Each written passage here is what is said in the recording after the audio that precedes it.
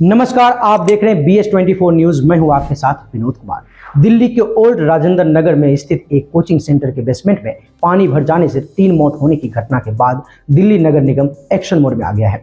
MCD ने central Delhi के old Rajendra Nagar में 6 और उत्तर पश्चिम दिल्ली के मुखर्जी नगर में एक कोचिंग संस्थान के बेसमेंट को सील कर दिया है। MCD की तरफ से किए गए एक्शन में मशहूर कोचिंग संस्थान दृष्टि द विजन भी शामिल है। इसके बाद सोशल मीडिया पर दृष्टि संस्थान के मालिक और मशहूर शिक्षाविद विकास दिव्यकीर्ति भी चर्चा में है। पूर्व सिविल सेवक रह चुके विकास दिव्यकीर्ति केंद्रीय गृह मंत्रालय में भी काम कर चुके हैं। कल रात मुखर्जी नगर में उनके घर के बाहर छात्रों ने खूब प्रदर्शन किया। इस रिपोर्ट में हम बात करेंगे कौन है विकास दिव्यकीर्ति और क्यों IAS की नौकरी छोड़कर शिक्षक बन गए।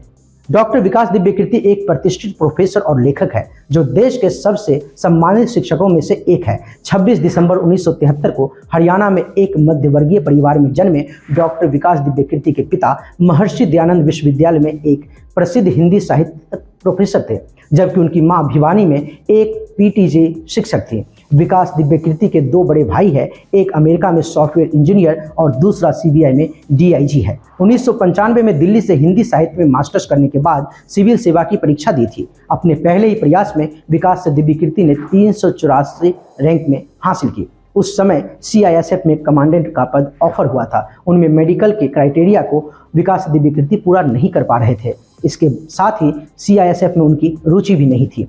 फिर उन्हें दिल्ली सचिवालय सेवा मिला था। यह गृह मंत्रालय के तहत आता था। हालांकि अब यह सिविल सेवा का हिस्सा नहीं है। हालांकि उन्होंने जून 1997 में ज्वाइन किया था। इस बीच वह दिल्ली में टीचिंग का काम भी जारी रखे हुए थे। इससे पहले सिविल सेवा के ज्वाइनिंग से पहले उन्होंने 1997 में शादी भी कर ली थी। दरअसल डॉक्टर विकास दिव्यकीर्ति नहीं चाहते थे कि वह इस सेवा को ज्वाइन करे। उस समय उनके पास 4 प्रयास बचे हुए थे। ज्वाइनिंग के समय ही सोच लिया था इस्तीफा के बारे में। दिल्ली सचिवालय सेवा उन्होंने डेस्क ऑफिस के रूप में काम शुरू किया। उस समय वे हिंदी में PhD कर रहे थे। ऐसे में उन्होंने राजभाषा अधिकारी के रूप में काम करने की इच्छा जताई थी। कुछ महीने काम किया, इसके बाद उन्हें स्पॉन्डिलाइटिस की समस्या हो गई। उन्हें बैठने में तकलीफ होने लगी। वे कई महीने तक मेडिकल लीव पर रहे। ज्वाइनिंग के बीच वह दिल्ली के कॉलेज में टीचिंग भी कर रहे थे। मेडिकल लीव रहने के दौरान ही उन्हें शिवाजी कॉलेज से टीचिंग का ऑफर आया।